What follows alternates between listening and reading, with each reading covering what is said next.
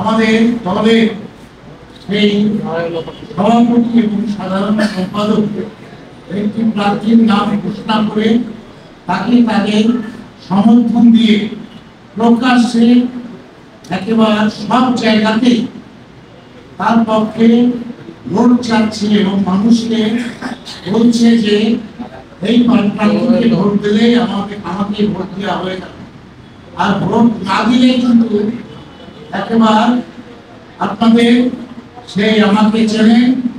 ইত্যাদি ইত্যাদি বলে মানুষকে কিন্তু একটি অন্যরকম সেই ছোট ছোট কথার মধ্য দিয়ে মানুষকে কিন্তু একটা প্রচ্ছন্ন সেই হুমকি দেওয়ার সেই চেষ্টা করা হচ্ছে কিন্তু মানুষ এই শেষ মুহূর্তে এসে আমরা দেখছি। আর আমাদের একজন মাননীয় সংসদ সদস্য যিনি 3 বারের হেভিওয়েট, আমি বলি এই জন্য হেভিওয়েট, 3 বারের উনি সংসদ সদস্য হয়েছেন জানুয়ারিতে,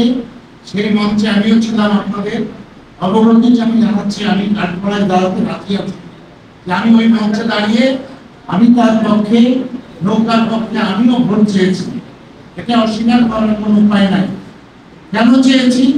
সেইটি হচ্ছে দলের পক্ষ থেকে যখন সিদ্ধান্ত আসে, আমাদের সরকারের মাননীয় প্রধানমন্ত্রীর পক্ষ থেকে যখন সিদ্ধান্ত আসে নৌকা যখন দেওয়া হয় XYZ কে, তখন কিন্তু আমাদের আর ঘরে বসে থাকার সুযোগ থাকে না। এই সংসদ সদস্য উনিও কিন্তু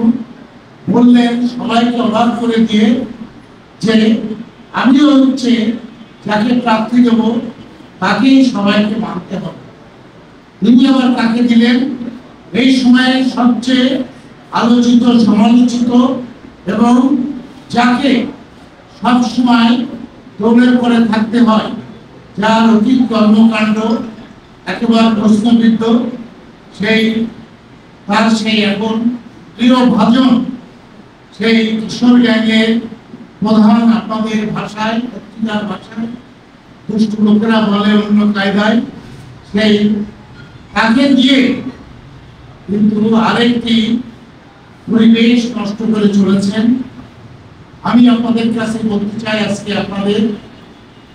এই রাজনীতি আমরা কর্মী ছিলাম, আপনারা এই রাজপথে আপনাদের লেখনির মাধ্যমে আমি স্বীকার করি, আমি বিশ্বাস করি আমি মোস্তফা ফরিদ আহমেদ চৌধুরী আজকে যে আনারস নিয়ে উত্তেজনা করছি এর পিছনে আমার সাংবাদিক ভাইদের অনেক অবদান, ইতিহাস ঘাটতে দেখা যাবে। সাংবাদিকতা এবং রাজনৈতিক